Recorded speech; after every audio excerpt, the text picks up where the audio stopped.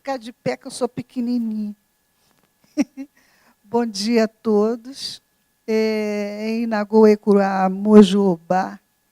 Então, assim, dando meu bom dia e os meus respeitos a todos. Nessa manhã magnífica, né, eu fico encantada com isso aqui, com o primeiro encontro de saúde, né, espiritual. Porque acho que até aqui a gente vem cuidando bem do corpo físico, né? E quando você abre para um primeiro encontro espiritual de saúde, você está procurando algo além do físico, de curar além do físico. E o trabalho incluso com as outras etnias, você vai perceber o olhar de cada etnia sobre como ela enxerga o seu corpo, como ela vê a sua saúde. E aí eu estava assim, fiquei encantada com a fala dele, porque de quando em vez tem uns modismos assim, né? De vou virar cigano, faz isso, faz aquilo, vou botar turbante, e aí eu viro africana, né? E a coisa é muito séria, né? Porque foram etnias dizimadas, passaram por escravidão. Como eu sou do tempo antigo, quase já lá nos 80 anos, aí enquanto ele estava falando, eu me lembrei que eu aprendi, acho que no ginásio, ainda sou do tempo do ginásio, que os ciganos que vieram ao Brasil foram os calões, porque eram os trabalhadores, eram os sapateiros metalúrgicos, os que pegavam no pesado, os degredados. Né? E os africanos também vieram, não de uma forma gentil, né? Vieram aprisionados, mas isso tem uma longa história que se perde na tradição espiritual do Brasil. E essa tradição nos conta que, lançando um olhar sobre o mundo, sobre a terra, quis que o grande construtor olhasse, descobrisse, né, uma terra chamada Brasil, com um povo simples, os índios, e que precisavam de um povo que estava passando por uma grande depressão financeira, uma grande dificuldade, os portugueses, e aqueles que iriam auxiliar também nessa construção, os negros. E a partir de 1300, eu não vou contar a história toda, né? Aí eu já estou aqui na parte geográfica e histórica da coisa. Em 1300, os portugueses alcançam a costa da África, até porque há um desculpismo de que os africanos faziam tráfico, né? Trocavam escravos. Mas era uma única tribo que fazia isso, e por conta de que guerrava, e aquele que era o vencido, eles se achavam no direito de fazer a troca, de fazer o comércio. E nas viagens anteriores a Cabral, então é descoberto, os portugueses alcançam a África, a costa da África, e como já havia esse tráfico, né, e é apresentado a Portugal esse tráfico, é um meio mais fácil e prático de se ganhar dinheiro. Né? Então, assim, aí começa isso aí. E o desenrolar da história, todos nós já sabemos. Mas é só para a gente ter uma visão, né, mais assim, esclarecida a respeito dessa questão. Tá? Então, vêm esses povos, eles não vieram aleatoriamente, todos vieram com um objetivo. Eu sou uma pessoa religiosa, então vieram com um objetivo traçado e desenhado do astral superior, né, para a formação dessa terra Brasil. Cada etnia dessa tem uma medicina, um tratamento. Para o povo africano, claro que, guardadas as devidas, né, proporções e medidas, se utiliza a erva. Mas não assim, a erva eu vou pegar por pegar. Porque, gente, aí eu vou começar na história da religiosidade. Para cada erva, um orixá responsável. E todas as ervas pertencem a um orixá. E esse orixá distribui essas ervas entre os outros orixás por uma questão de, poxa, mas só ele que podia curar, só ele que tinha acesso a essas ervas, né? E aí a gente conhece, acho que todo mundo já ouviu falar de Oiá e Ançã, sopra os ventos e aquele saco de Ossan se abre, espalha, e cada orixá pega uma erva. A que conseguir pegar, porque ele é super rápido e acaba apanhando todas as ervas. Então a gente parte desse princípio de que todas as ervas pertencem ao Ossan, mas cada orixá ganhou um lote, assim, vamos chamar assim, um lote de ervas. Então a gente parte disso aqui. Quanto à questão da medicina em si, no Nagogo africano, as ervas sempre são vistas com uma questão espiritual. Então, se eu estou sentindo alguma coisa, eu primeiro vou consultar aquele babalaô, aquele responsável pela uma casa, para ele fazer um jogo, para ele me dizer o que está acontecendo comigo. Sempre passa por aqui. Passava. Hoje em dia, não mais assim, tá? Só os grupos mais afastados, né, do centro da cidade é que ainda utilizam esse recurso.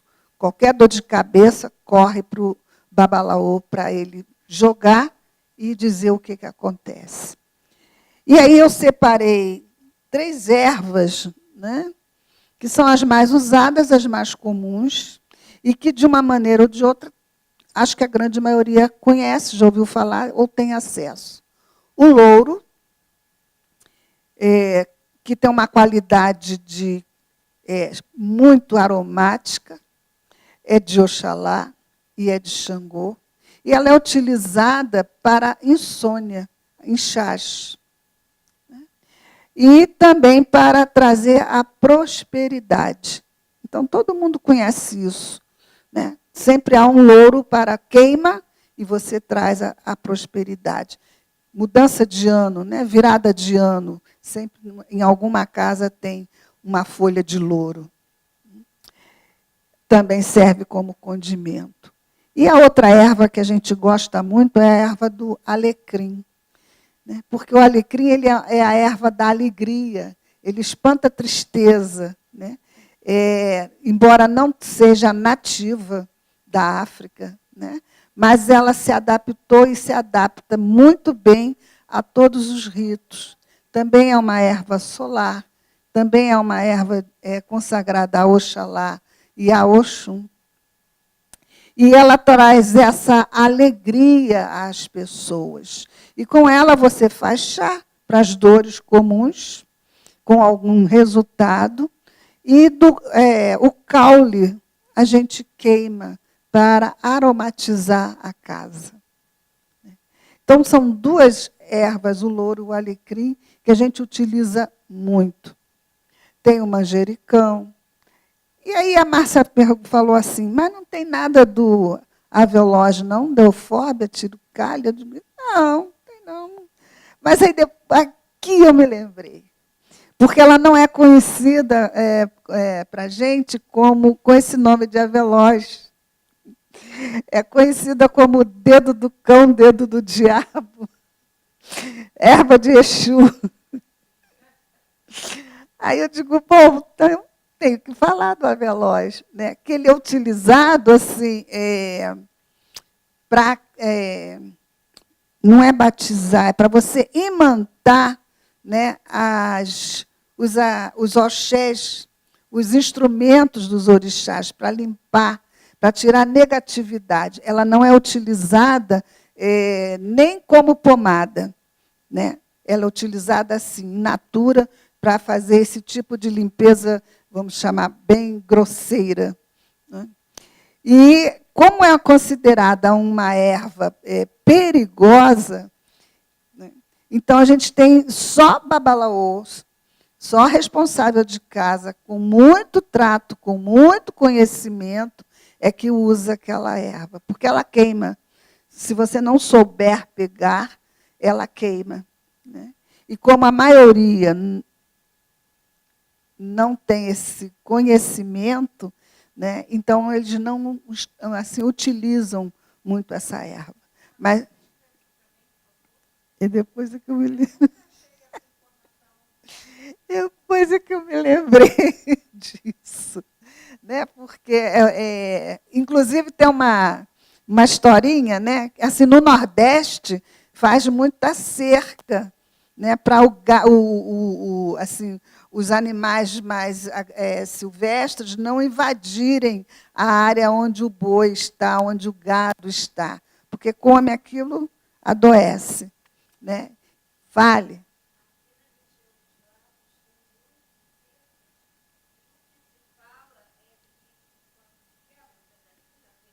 Uhum. Fica. Sim, sim.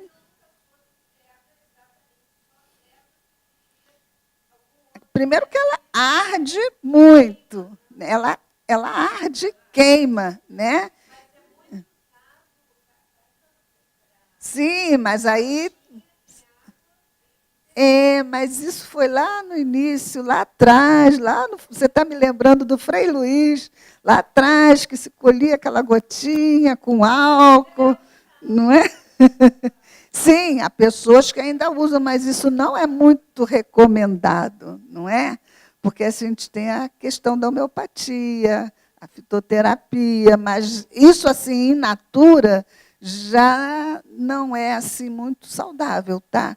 Porque às vezes aquilo que aparentemente vai curar, vai trazer um mal, tá? Estou curando isso, de repente cria uma úlcera do nada, a pessoa, e para o médico descobrir qual foi o agente que proporcionou aquilo, porque geralmente a pessoa não vai chegar lá e vai falar assim, eu tinha essa plantinha aqui, dedo do cão, né? Quebrei e coloquei. Não, a pessoa não vai nunca falar isso. Não, também não vai fazer isso, né? Então, assim, de preferência, não utilizar, né? Às vezes também a pessoa alguma coisa que me espanta, né? Que a pessoa diz assim, eu vou tomar um banho de sal grosso, aí pega um negócio desse aqui de sal grosso, 1 litro de água, acabou com ao invés de limpar, fazer sei lá o que a pessoa queria, ela se estraga. Porque lembra que nós somos feitos de energia, eu pelo menos sei disso, né? Não posso convencê-los, mas, por favor, me respeitem. Assim, né? Nós somos feitos de energia, de luz, de cor, e vai condensando e cria essa forma física. Aí eu pego, né, uma coisa que, quando a gente fala o tal do sal grosso, é uma pedrinha, não é encher metade ou 3 dedos de sal grosso e colocar. Porque aí, ao invés de fazer o efeito que a gente deseja, a gente faz furos nessa nossa energia, nessa luz que a gente tem, vamos chamar assim, colocar assim. Tá? Então, assim, eu estava, durante toda cada fala, sempre a Márcia perguntava, alguém quer fazer alguma colocação? E eu só fui anotando aqui. Começou com a questão do direito, né?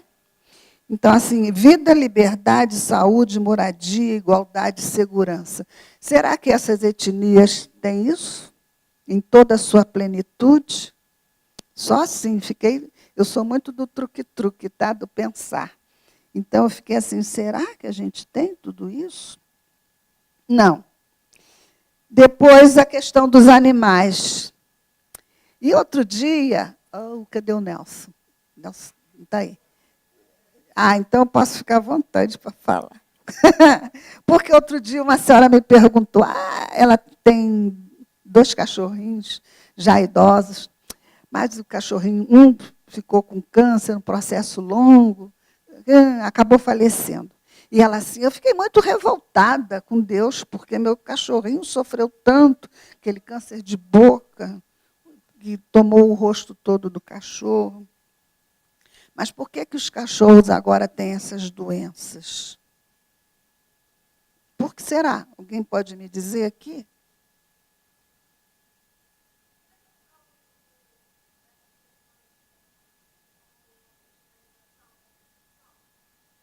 Uma parte disso, eu já vi gente voltando a fazer alimentação caseira, tá? A ração caseira. Eu moro próximo a um veterinário e ele faz esse tipo de recomendação de substituir a comida já pronta, o fast food dos animais, por aquele tempo. Que eu sou do tempo que tinha cachorro, tinha gato, e as minhas tias iam para o fogão fazer a comida do cachorro e do gato.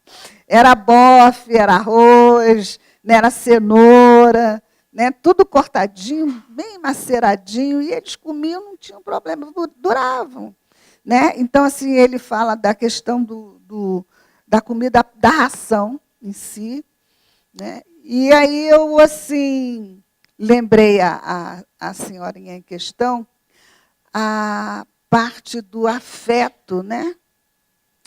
Porque a gente está criando os animais como se eles fossem gente. Já repararam? Né? Exatamente. Aí eu me lembrei de encaixar isso aqui na questão do Freire, a parte do respeito. Então, não estou respeitando a evolução desse animal. É como se eu quisesse pegar um peixe, você vai virar uma sardinha, você vai virar uma tartaruga, porque eu quero que você vire uma tartaruga. E aí a gente está influenciando na evolução desse animal. Né? Então, eu estou acelerando esse processo, né, do cachorro. O cachorro tem unha pintada, o cachorro bota cílio postiço. Não, eu tenho uma amiga que ela me... Eu digo, hã? Como assim? Não faz isso não. Cachorro com unha pintada e de cílios, né? E aí fica diferente, né? Aí eu fico assim, porque você não adota uma criança. Mas adotar é difícil, né? Porque o cachorro faz aquilo que a gente quer, a criança não, o adotado não. Aí a questão do respeito. Ele também tocou na diversidade da criação, e eu acho que dá para incluir a questão aqui dos animais e de nós próprios, não é? E ele tocou na questão da experiência e do saber. E aí eu estava rindo comigo mesmo, porque eu comecei de uma experiência através da religião, mas depois aquilo não foi só suficiente para mim. Então, há uns 20 anos, eu corro atrás de compreender e entender o que é esse processo religioso, né? Essas manifestações religiosas. Então, eu me considero uma estudante ainda nessa questão de religiosidade, de religião. Né? E aí, se a gente souber, como ele colocou aqui, respeitar o islâmico, o católico, o judaico, né, o umbandista, o espírita, aí todos é que vamos caminhar para a religiosidade. E outra coisinha, sim, as doenças negligenciadas, do professor Alexandre Pirro. E as etnias? Né?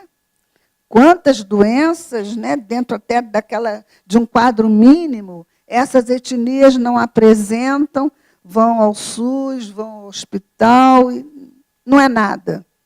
Né? Aí a gente tira a tuberculose como exemplo, a questão da pressão arterial elevada, que isso é característica dessa etnia, essa aqui é característica, e fica por isso mesmo. Ninguém ainda está se movendo, fazendo um movimento proativo a respeito disso. A gente só vai catalogando. E a lei de patentes. O Celso vai ficar me devendo o negócio da Natura.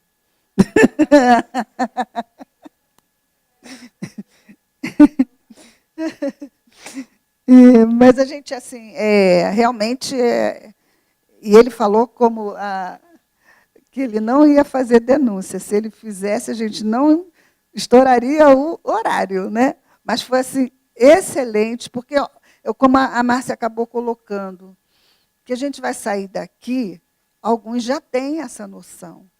Outros já sabem tudo isso que foi dito aqui. Mas isso vai reforçar, vai nos relembrar todas essas questões enquanto cidadão. Não importa se eu sou da etnia A, B, C ou D, mas isso eu vou me lembrar para eu também ter uma participação maior na sociedade. Ou não, eu também posso escolher o caminho de não fazer nada. Né? Isso fica mas, pelo menos, a gente vai estar mais alerta quanto a essas questões. Né? Então, assim, encerrando, dentro da etnia negra, tudo perpassa pela mão do responsável de uma casa. Se a pessoa não é filiada a uma religião, a religião ou do candomblé ou da Umbanda, como faz? Ela vai no SUS. Mas ela, antes de ir ao SUS, ela sempre vai procurar alguém para ter uma ideia. O que você acha que é? Isso é mal olhado? Né? Eu estou com alguma influência negativa? Né? Nós ainda temos muito disso. Né? E aí, depois, não é nenhuma dessas possibilidades, aí é que a gente vai assim, ao médico. Lamentavelmente, ainda ocorre isso. E a questão das ervas, como nós estamos ficando muito mais na cidade, né, porque a erva para o africano, ela precisa ser plantada, ser colhida, é tudo dentro de um ritual. Né? Não é, se uma erva é solar como alecrim, eu não vou colher ela de noite, eu não vou plantá-la de noite, eu tenho que plantar de dia e colher de dia. Né? E tem uma pessoa específica para aquilo. E nós já não estamos mais vivendo nesse contexto. Nós estamos dentro da cidade, o que torna mais difícil. Outro dia eu estava debatendo, digo, não, agora a gente vai lá no Mercadão de Madureira, compra tudo pronto, acabou. A mesma coisa? Eu sou do tempo antigo, vou dizer que não. Mas os mais modernos vão dizer que sim. Né?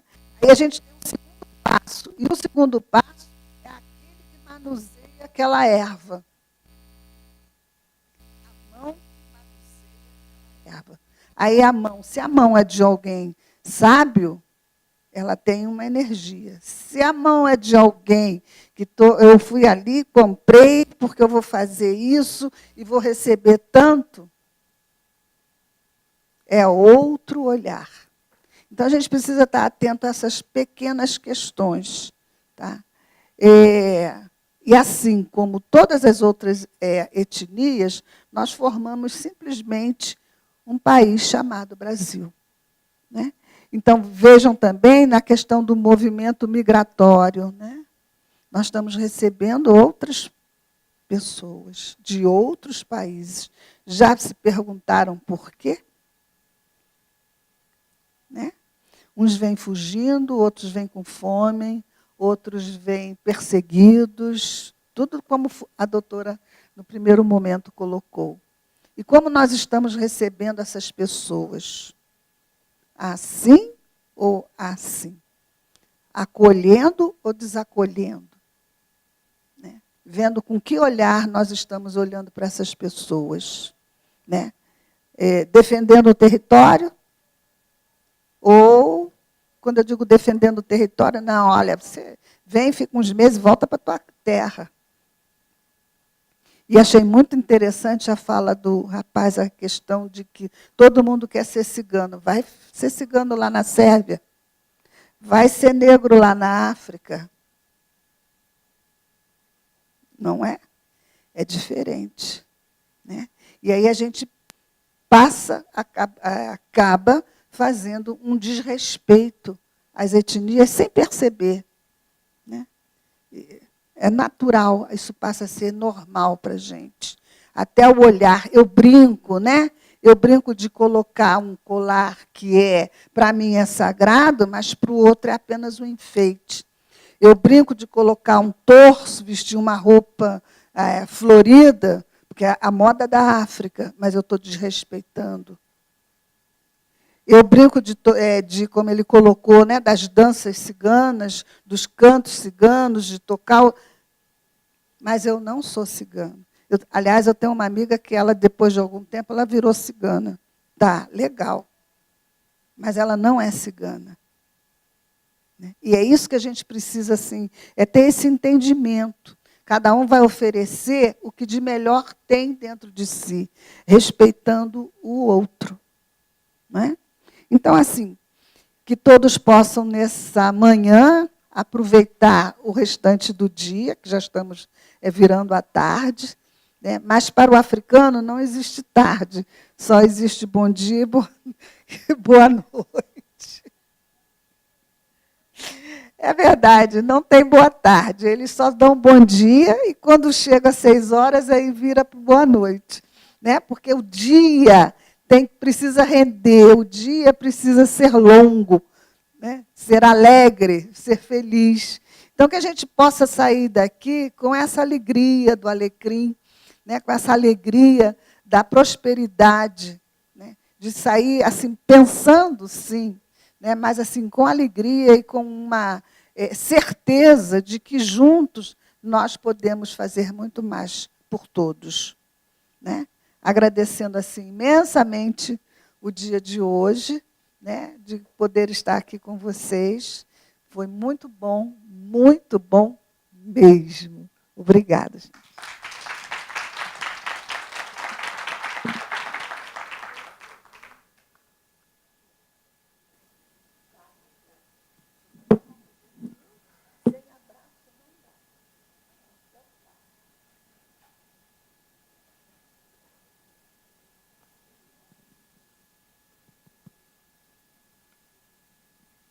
Queria chamar o cacique Carlos Tucano para a próxima apresentação.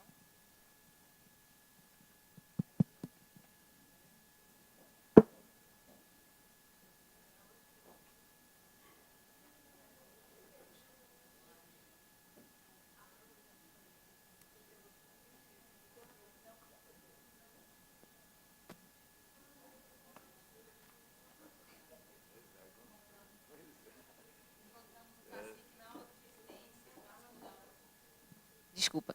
O cacique participou da aula de ética ambiental que a gente faz para os residentes do programa aqui da faculdade, programa de residência médica daqui. Né? Então, muito bom encontrá-lo.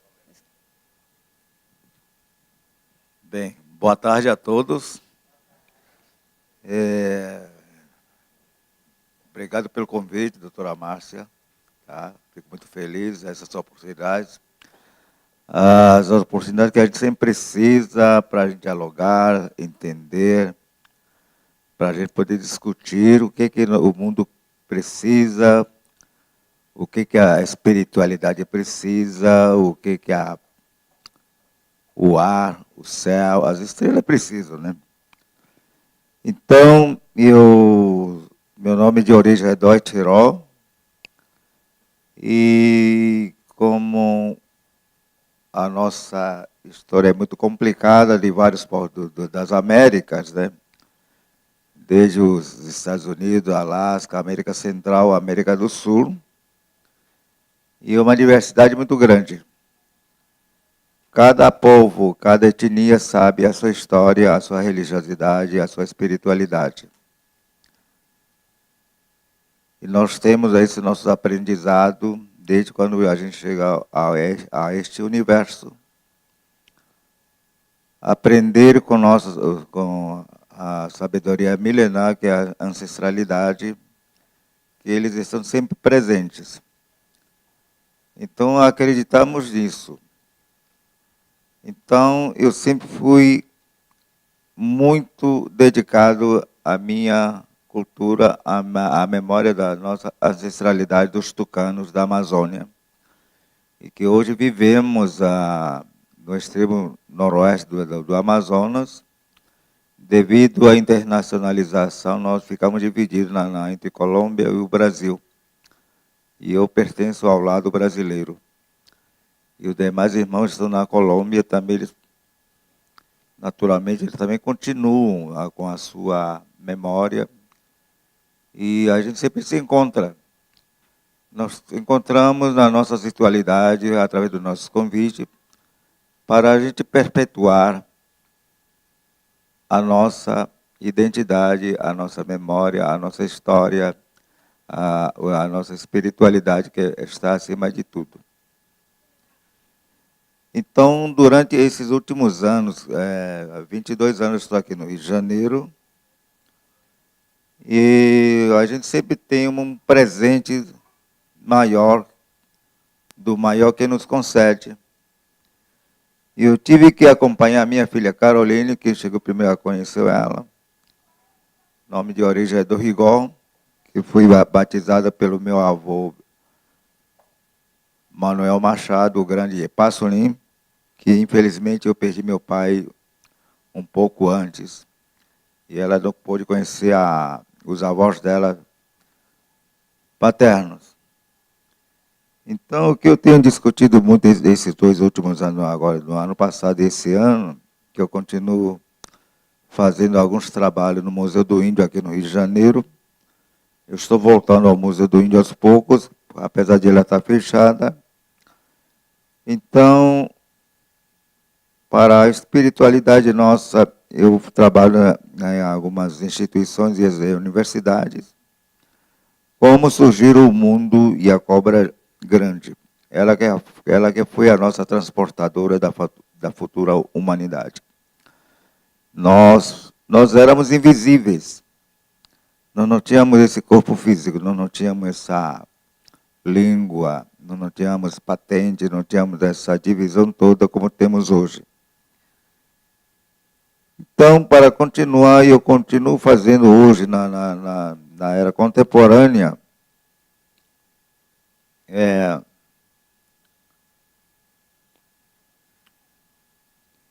então, eu trato da nossa mitologia de hoje do povo tucano, nossa visão sobre a cidade a partir do processo do contato com a sociedade envolvente, características socioculturais, dificuldades e interferência da cultura, entre aspas, branca, fecha aspas, sobre os tucanos. Então, muitas das coisas a gente se perdeu por não termos essa cultura de documentar, de fotografar, de gravar. Então, essa foi a nossa grande perca. Mas isso não quer dizer que a gente está desanimado. Então, hoje nós temos que acompanhar a tecnologia, traduzir o que nós temos através da escrita, através de gravação, para que a futura geração daqui a alguns anos possa ter referência. Quem foram os tucanos? Quem foram os cubeuas? Quem foram o Iepamaçã? Quem é o Iepauanca, o criador nosso dos tucanos?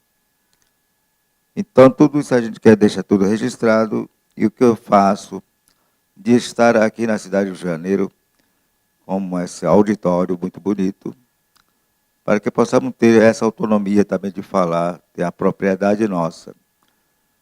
Como o mestre ali falou do NPI, perdemos muitas coisas. As nossas coisas não foram registradas, foram patenteadas em outros lugares, em outros países.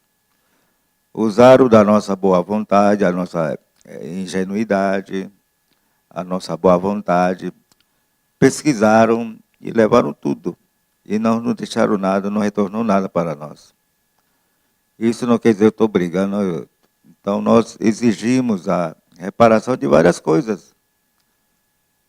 Nós tivemos muitos prejuízos por causa disso, as nossas coisas levadas, os nossos conhecimentos estão em outros países. A ayahuasca, a bebida sagrada, até ainda os Yawanawá, Caxinawá, os Axaninca, o Runicuim, ainda mantém. Mas, infelizmente, isso não é deles. Eles praticam, mas não é dele, mas está patenteado lá nos Estados Unidos. O dono do Rio de Janeiro mora nos Estados Unidos, ele tem que autorizar a utilização desse líquido. Como o mestre ali do livro falou, patentearam o nosso cupuaçu lá na Europa, açaí, o cacau, essas coisas todas. O nosso próprio timbó, que também é cura contra câncer, está patenteado nos Estados Unidos. Até o sangue dos Yanomami na década de 60 foi levado para os Estados Unidos. Mesmo assim, tem pessoas que ainda vêm aqui ao Brasil, querem ter o estudo sobre a genética dos povos indígenas. Vem uma europeia da França, vem da Inglaterra, e se enfia lá nos confins da Amazônia, para se engravidar de um índio, sair grávida, para chegar no laboratório para ser estudadas. Então, isso fica triste, essas coisas, que muitas das coisas não vêm à tona aqui nas grandes cidades, porque nós não temos mídia muito rápido agora lá nas florestas. Muitas das coisas aconteceram. Então, nós temos muitas ervas medicinais ainda. Cada família tucano tem o seu segredo. Para mim ter facilidade de aprender outras línguas da nossa região, porque nós somos em Pari Cachoeira, 3 etnias. Minha avó paterna é uma tuiuca. E meu pai é tucano. E minha mãe é dessana. A mãe dela é Merititapuia, lá do Baixo Uaupé, lá no Rio Negro. E assim vai sucedendo. Para não ter intérprete, a nossa história. O pássaro que mais canta, imita os pássaros, se chama, parecido ao roxinol, que nós chamamos de japu. Ele imita todos os pássaros. Então, o segredo que meu pai guardou foi de tirar um pouquinho da língua dele, a pontinha dele, para deixar e dar para nós, para que a gente pudesse ter facilidade de aprender outras línguas. Nós temos uma planta, o irapuru hoje, para que a gente possa ter de ter mais facilidade desse conhecimento. Então, hoje nós queremos saber agora onde foi parar. Inclusive as nossas plumárias que vieram para grandes museus do Brasil estão voltando para nós. É nossa propriedade. Como eu sempre digo, nenhum homem indígena vai ensinar o homem branco a ser branco. E nenhum homem branco vai ensinar o índio tucano a ser tucano. Nós vamos sim troca de saberes. Nós vamos fazer isso.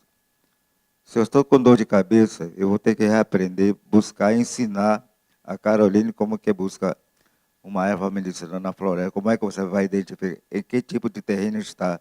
Se está no igapó, se está na área arenosa, ou de terra vermelha, de terra amarela, como que é bom, onde que está essa raiz.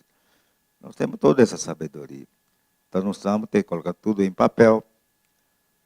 Se eu estou cansado, eu não vou tomar um fortificante, um comprimido, eu quero arrancar a raiz para fazer chá e beber normal. Porque isso não tem nenhum tóxico, não tem nada. muitas das coisas foram misturadas. Hoje o que mais mata, mal feitas, como diria o meu amigo Taiguan Pataxó, que já faleceu, um grande escritor, cantor, pajé, ele diz assim, a sociedade que não conhece, eles banalizam as nossas coisas, não conhece. O Ipadu, a folha nossa, a folha sagrada para nós. Ela abre a memória. Ela é feita naturalmente. É macerada naturalmente.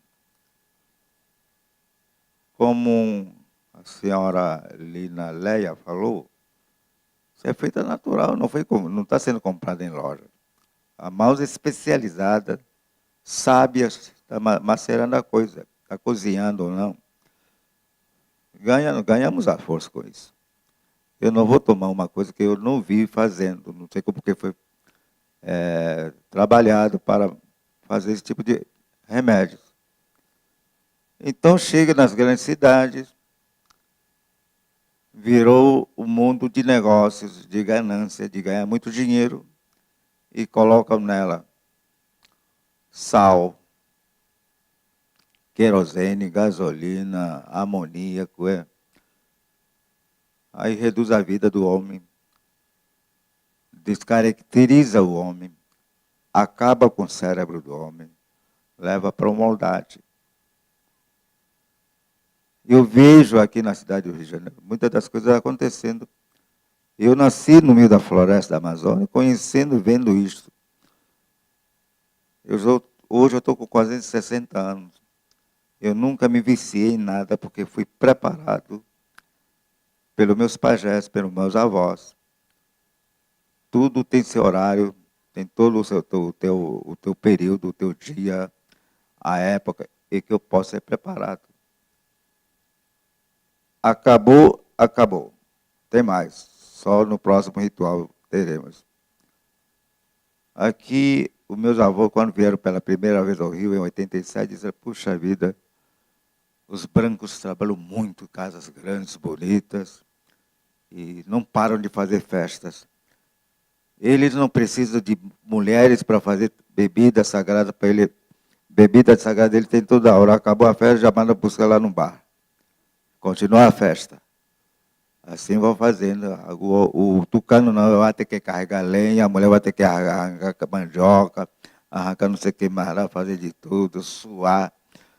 Por isso que nós não temos nada. Acabou, a gente vai continuar a vida normal. Então, assim, a gente vem mantendo o que nos resta ainda na Amazônia, o nosso trabalho espiritual. Eu aprendi sentado na beira de um pequeno fogo ao redor. Essa era a minha cadeira de ouvir o meu avô sentado aqui e nós aqui, os irmãos sentados aqui, ouvindo ele falar. O que você está vendo a estrela? Por que você está vendo o sol? Como é que funciona o nosso calendário? O calendário são as estrelas que caminham em forma de animais, em forma de trabalho, em forma de madeiras. E chega aqui, acontece, vamos supor, é época de verão. O verão vai chegar. Toda noite, que a estrelada ele vai acompanhando, chegando aqui, acontece o verão. Vai vir a época de período de frutos silvestres. Chegou aqui, acontece. Vai ter piracema. Vai ter enchente, vamos ter muito peixe, vamos ter muita caça. E assim a gente foi guardando. E eu sou uma das últimas pessoas da minha geração que tem ainda essa memória prática. Da mesma forma, para vir poder chegar até aqui, eu tive que aprender a ler e escrever. E levar a chaveirada dos padres para poder aprender a ler e escrever. Batia em mim, na minha cabeça. Entendeu? Eu não sabia ler e escrever, você vai ter que aprender. Eu não sabia comer tal de sopa feito arroz com feijão misturado com... Eu não sei comer, padre. Entendeu? Eu sei comer peixe. Não, você vai ter que aprender a comer. Entendeu? Como a gente estudava separados, não tinha, nos internados a gente ficava 8 meses, as meninas do outro lado e nós do outro lado. A gente só via na hora da missa, dia de domingo, entendeu? E sábado, domingo, a gente assistia às missas. Eu olhava para o outro lado para ver uma menina, se eu via a cara de uma menina bonita. Olhava assim, a chaveirada do italiano já cantava aqui na minha cabeça. Entendeu? Olha para lá está o altar, lá. Jesus Cristo, Deus está lá. Ah, bom, pai, tudo bem, tranquilo. Então, por isso que eu não consegui ser missionário.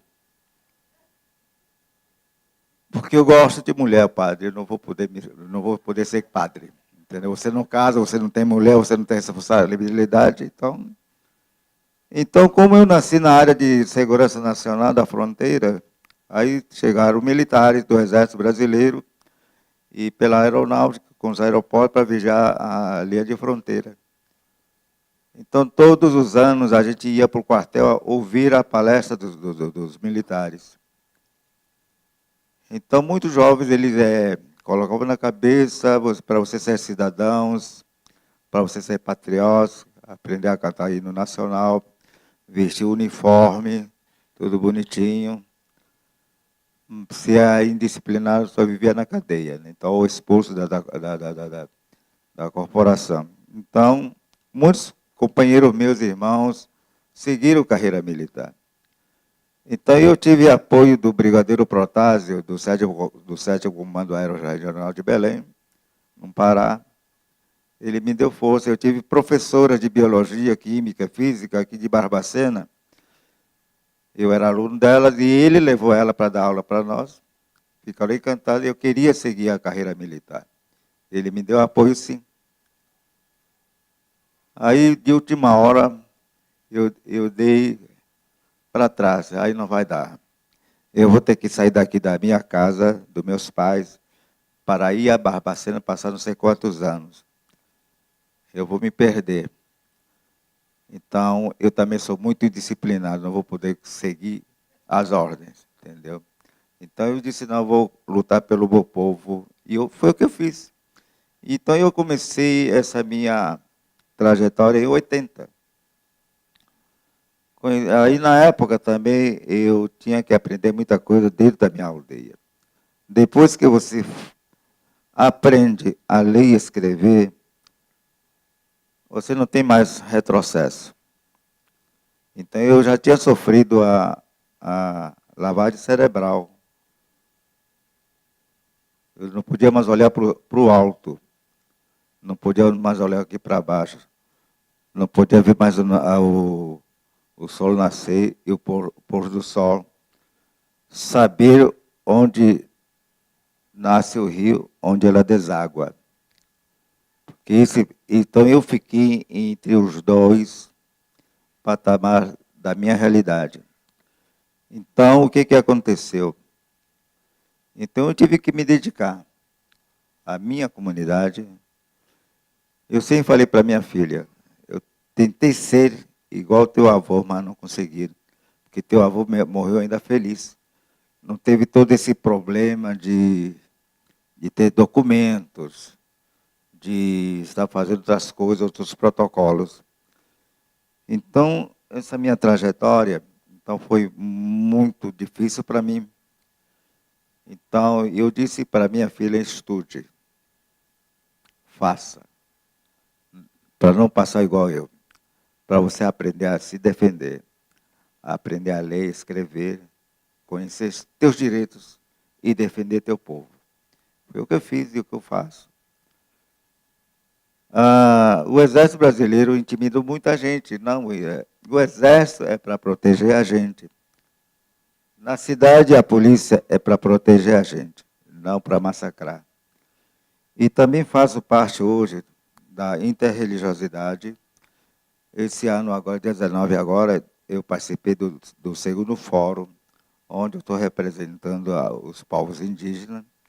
E foi criado agora o tal de DECRAD, onde está o doutor Gilberto, que é o delegado, que está dando informações sobre violações de direitos indígenas, direitos homofóbicos, direitos dos negros, direitos quilombolas.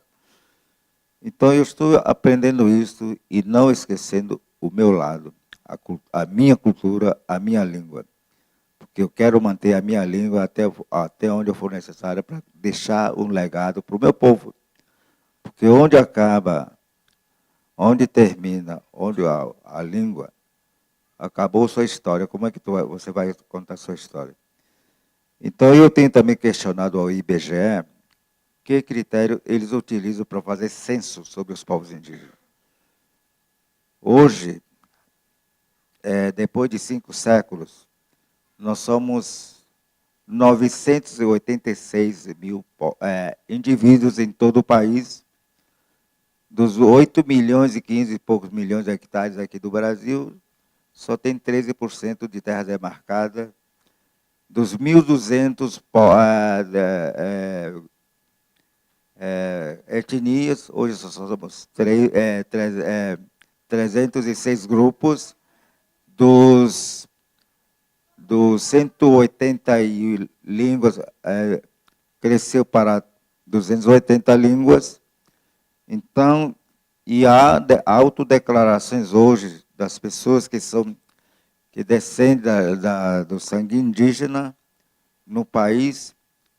Então, antes de 2000, até 2004, só era feito censo nas aldeias. Só era contabilizado os indígenas que moravam nas aldeias. Então, hoje, durante 14 anos, temos tido aqui num país autodeclarações dos povos indígenas. Aqui no Rio de Janeiro está surgindo, no Ceará está surgindo, no Sul está surgindo. Então, de 280, o censo que o CIMI e IBGE já tinha, cresceu um pouco agora. Mas só que ele não sabe qual é a descendência, qual é a localidade onde eles nasceram. Então, às vezes não adianta você dizer que eu nasci naquilo, minha avó foi laçada naquelas épocas. Sempre a mulher que era laçada, o homem nunca foi laçado, né? Entendeu? Só a avó que era laçada. Então, eu vejo assim, tudo bem, tem o direito, você pode... Nós temos hoje a lei, o 69 da OIT, onde dá todas as informações, dando a liberdade de que a outra declare. A Fundação Nacional dá sim, mas ela não dá aquela legitimidade, entendeu? Então, isso que tem acontecido. Então, professora Márcia, muito obrigado, que eu queria falar mais. Então, eu fico muito feliz, eu quero participar mais. E eu também estou muito feliz, porque a minha semana não foi tão fácil, desde semana passada até agora. Eu participei lá no Instituto Cervantes, sobre a homenagem ao grande estadista, cientista, etnólogo Darcy Ribeiro. Eu acredito que o Darcy Ribeiro e o Marechal Rondon acreditaram em defender os povos indígenas. E a memória que eu carrego deles, eu homenageei lá no Instituto Cervantes, lá com o cônsul da Espanha, com o diretor da Casa Cervantes, e vários historiadores, antropólogos, etnólogos, doutores de intelectuais. Então, eu acredito que o Darcy deixou um grande legado. Quando ele disse que criou o Museu do Índio, era para defender os povos indígenas contra os preconceitos que a sociedade tinha. Porque muitas das vezes a sociedade brasileira desconhece o indígena e trata-se de forma pejorativa, de índio não progride, o índio só sabe pedir, quer terra, não fica empatando. Então, uma série de coisas. Então, eu estou aqui para esclarecer. Eu sempre digo de onde viemos, onde nós estamos, para onde vamos. Então, eu sempre quero olhar meu pai, já que está lá em cima, no alto. Está muito difícil chegar a ele, mas aqui embaixo dá para me chegar. E também quero ver se aqui, o nascer dos rios e desaguamento. Então, a noite, na visão nossa, a noite não acaba. Ela vai se compactuar com o dia e o dia se compactua com a noite.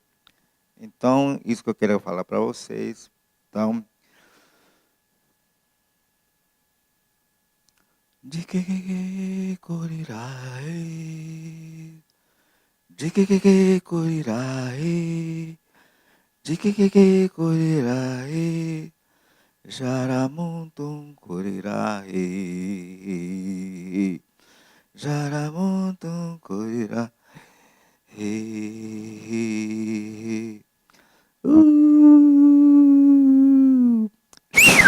Anhum, obrigado.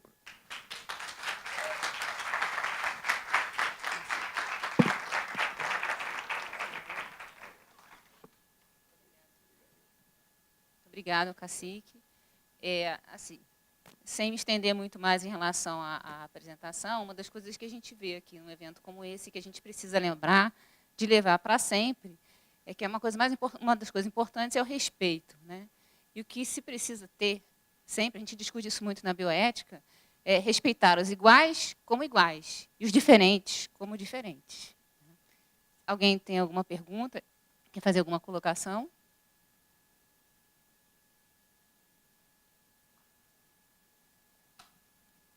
Então, é isso que nós estamos ensinando aos nossos alunos na graduação e na pós-graduação, nas residências, residência médica e residência multidisciplinar, onde nós pegamos os nossos outros alunos, e baseados, então, na resolução do Conselho Federal de Medicina de 2016, né, da bioética, dessa vez clínica, né, porque normalmente a gente está se relacionando com a bioética no sentido punitivo, né, no sentido de regulação. Obviamente, todas as vezes você pensa na necessidade de punir, automaticamente você pensa na necessidade de educar, de orientar. Então, a bioética no sentido do ensino, que a gente também trabalha aqui, nós três, e outros professores, naturalmente. E agora a bioética clínica, da clínica interétnica, que é da Resolução 510 de 2016. E nós usamos, acrescentamos o termo intercultural, já que, dentre os refugiados, nós não temos apenas etnias, temos povos. Então, é um relacionamento intercultural. Então, a gente tem isso, né? Aqui, na faculdade, a gente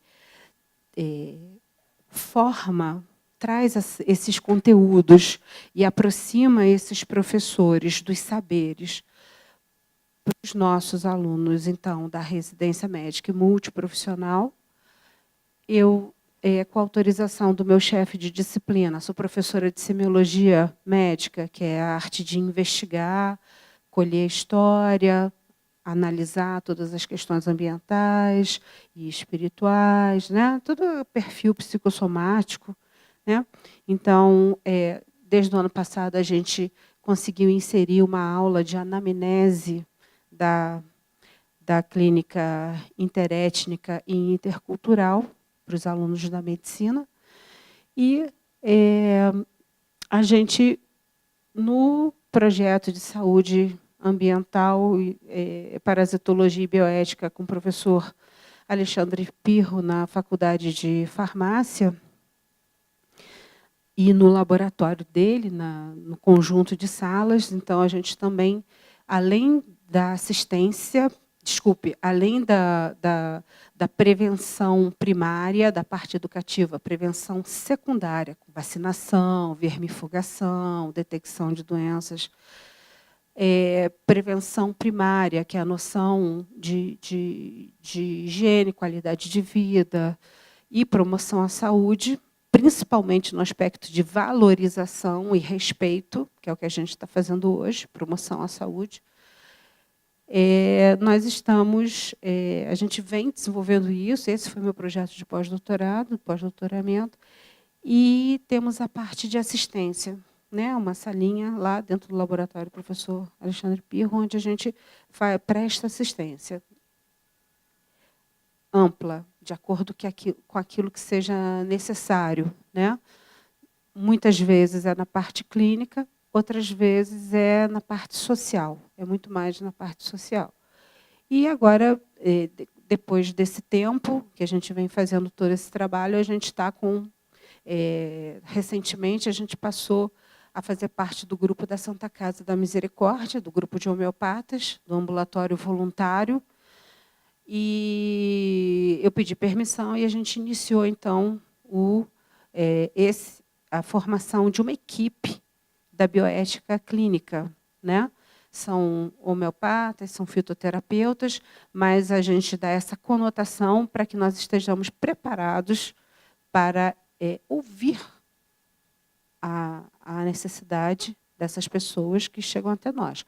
Eles têm o atendimento regular pelo SUS, né?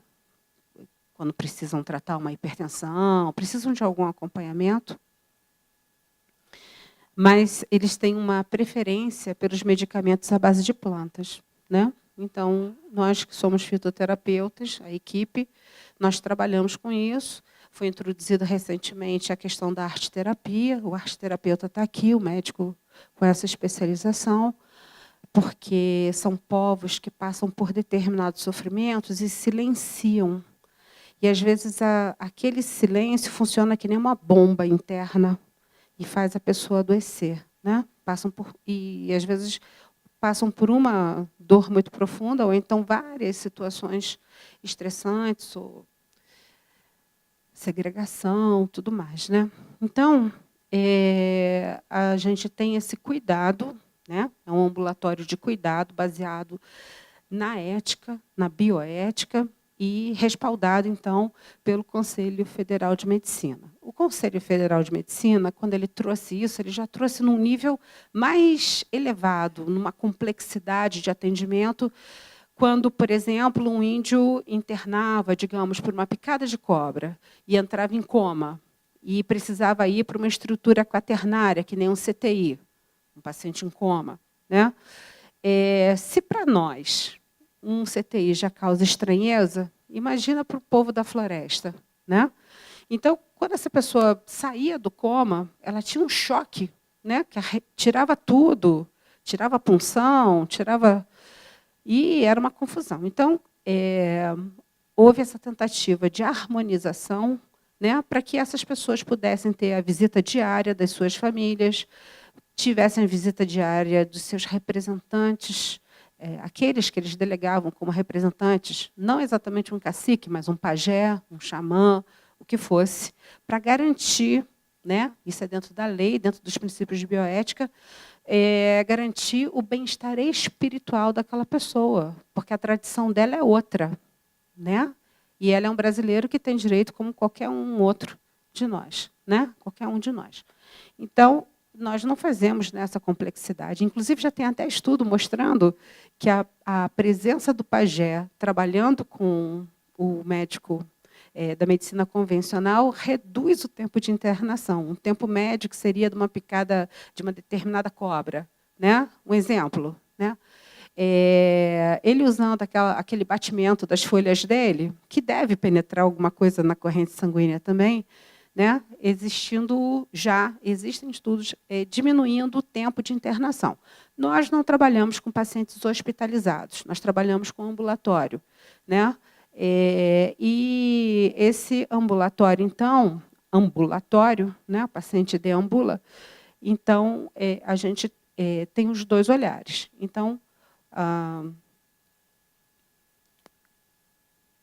assim, tem um aspecto importante para o fechamento desse encontro da parte da manhã, porque a gente esteve falando da etnomedicina. A etnomedicina é isso que eles trouxeram, é o olhar das etnias sobre corpo, né, sobre processo de saúde, processo de adoecimento, terapêuticas, né?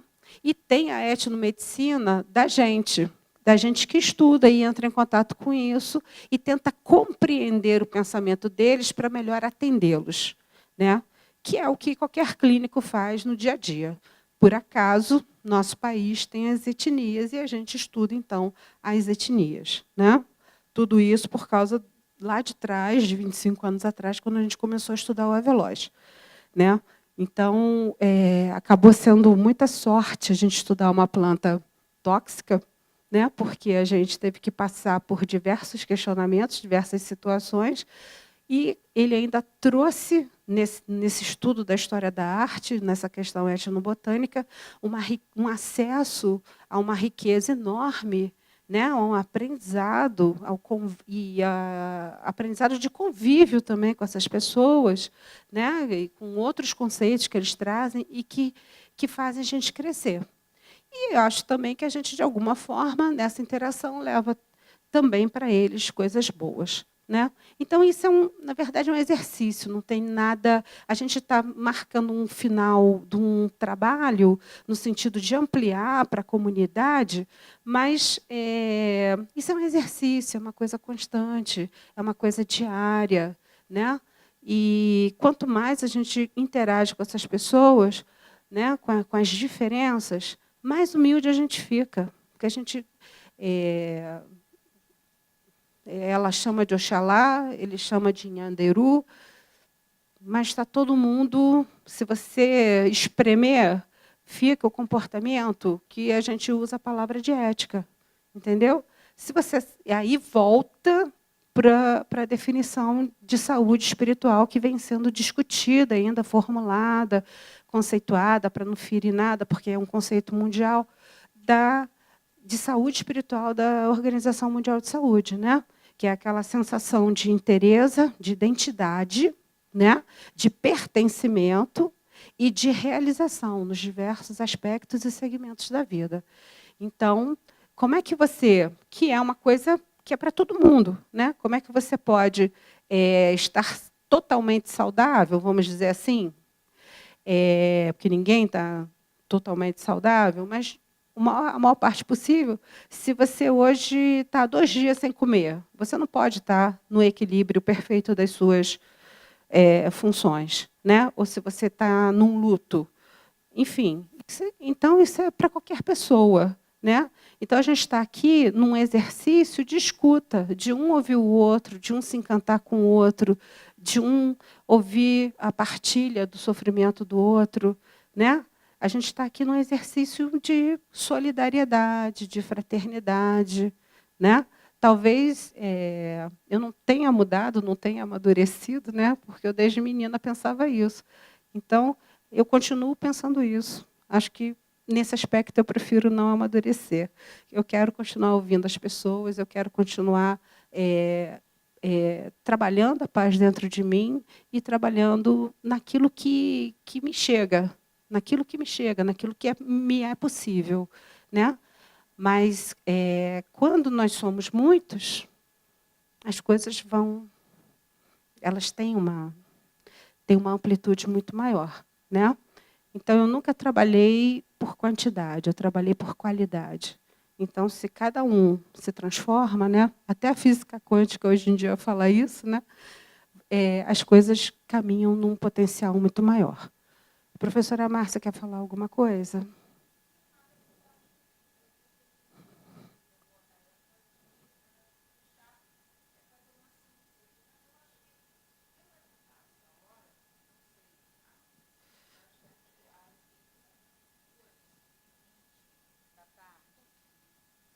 Eu acho que a fala da Márcia foi tão adequada e tão apropriada para a finalização desse evento da manhã, que eu, no máximo, só diria o seguinte, para a gente lembrar uma coisa muito importante. A gente veio para cá para um encontro, né? E parece que o encontro se deu. Né? É um encontro de energia, um encontro de falas distintas. Víamos com uma preocupação, num primeiro momento, para entender como é que é essa novidade na nossa cidadania brasileira, que é receber o refugiado, né, e saber quais os direitos deles. Depois, o Nelson nos trouxe uma amorosidade que junta uma reflexão sobre fitoterapia, homeopatia e os nossos bichinhos.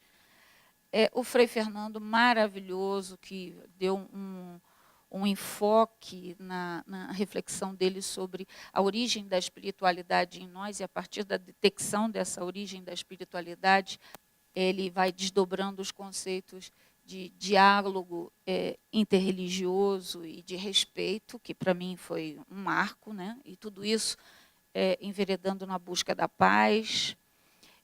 O professor Alexandre Pirro nos trouxe uma reflexão muito importante, que às vezes fica deixada de lado, né, sobre as nossas doenças negligenciadas, né?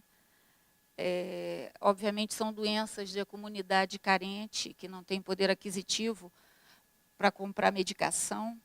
Então, obviamente, os grandes laboratórios não se interessam em produzir medicação para essa camada da população. E a gente está vendo que, através da fitoterapia, a gente consegue a produção de uma medicação com bastante êxito e em um custo reduzido. Isso, para mim, foi também muito importante, né? Depois o Celso veio com uma fala que, apesar de ele ter dito para a gente, né, Lila, que não ia fazer denúncia nenhuma, eu não sei quem acreditou nisso, né? Celso foi uma denúncia só, né? Quanto à nossa legislação tão precária, tão carente de proteção à propriedade intelectual das nossas comunidades tradicionais, que impede que a gente mesmo pesquise o que seria patrimônio nosso, né? Gostei muito da tua fala, ri muito, mas eu ri de nervoso, tá? Na verdade, eu ri de nervoso. E depois a última colocação, gente, é maravilhosa, o presente que a gente tem, né? O presente que a gente tem é a fala direto das etnias, né? Que aí não é, a gente não está funcionando como um intermediário. A gente está ouvindo alguém que vem, né? O Rodrigo, que veio aqui representando o senhor Mil Vacite, que eu tive a oportunidade, graças a todos os deuses, eu tive a oportunidade de conhecê-lo pessoalmente, privar da companhia algumas vezes aqui na faculdade, né, falando do povo cigano, da cultura do povo cigano, que nos deu uma aula aqui, não sei como é que vocês se sentiram, mas para mim ele me deu uma aula de história e de cultura cigana, e até das nossas mazelas cotidianas com relação ao povo cigano, né? Você, Lina, que assim me trouxe informações ótimas, né? Que assim cada erva pertence a um orixá, olha que coisa bonita, e que Ossanha é dono de todas, né? Então e aí você me trouxe o louro e o alecrim, né? Ai, meu Deus do céu, que Ossanha me mande muito louro e alecrim, porque eu estou precisando dormir, prosperar cheirosa, entendeu? Eu estou precisando muito disso. Amei sua fala, né? Que vem. Vou botar o alecrim embaixo do travesseiro, uma coisa boa. E o cacique deu tiró também, que já é a segunda vez que nos encontramos num evento e que traz sempre a angústia dele com relação a quem ele representa, ao povo que ele representa, a maneira como a sociedade dita civilizada trata as etnias indígenas, o povo indígena, sempre como um povo que merece uma atenção maior, porque na verdade, indefeso e não sabe se pôr na vida. Né? É uma maneira ainda muito ruim que a legislação brasileira tem de observar os indígenas no Brasil. E ele nos traz, né, assim, eu gostaria de fechar com duas coisas importantes, não que outras pessoas não tenham falado coisas muitíssimo importantes, mas o cacique me trouxe duas falas hoje que eu vou levar comigo para o resto da minha vida, para eu nunca mais esquecer. Eu não posso esquecer disso e eu tenho que repetir isso em sala de aula. Primeira coisa que ele falou e que me marcou, depois que você aprende a ler e a escrever, não tem mais retrocesso. Aí a gente segue em frente. Isso, para mim, foi de fundamental importância. E outra coisa que parece que a gente esqueceu um pouco, né, no nosso cotidiano, nessas épocas difíceis de energias tortas que a gente está vivendo. Né? Outra fala que eu peço permissão ao cacique para utilizar. Ele não disse dessa forma, eu fiz um pequeno resumo, mas ele, na verdade, dá o sentido. Né? O exército e a polícia é para proteger a gente. A gente tem que lembrar disso, é para proteger a gente. E agora fica aqui, todo mundo nos convidou a uma reflexão, fica aqui o meu maior desejo de que esse seja o primeiro encontro e que muitos outros venham a partir desse, e eu faço um convite a vocês também. Pelo avançado da hora, cada um convida para o que pode. Né? Em nome da professora Márcia Varríquio, ainda tem uma dança? Então, eu faço o convite depois, porque ainda tem uma dança da nossa fofa. Vamos lá. Agora uma dança em homenagem aos representantes étnicos que aqui vieram e a todos vocês, com Cíntia Morrani.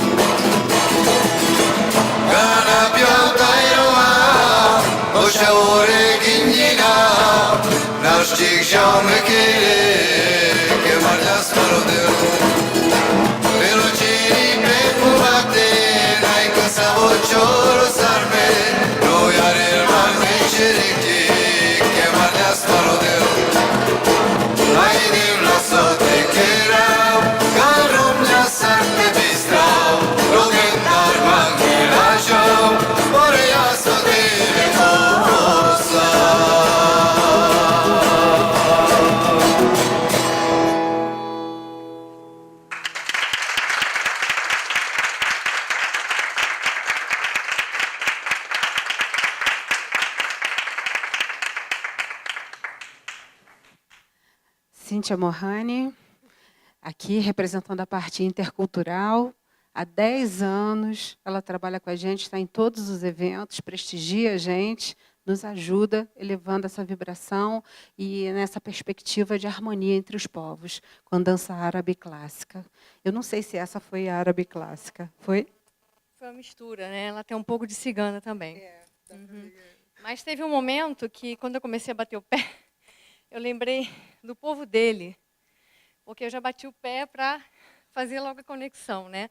Então a gente mistura, né? Que eu acho isso bacana, né? A gente não precisa ficar só presa numa. Né? É isso aí. Tá bom? Mais uma vez. Palmas.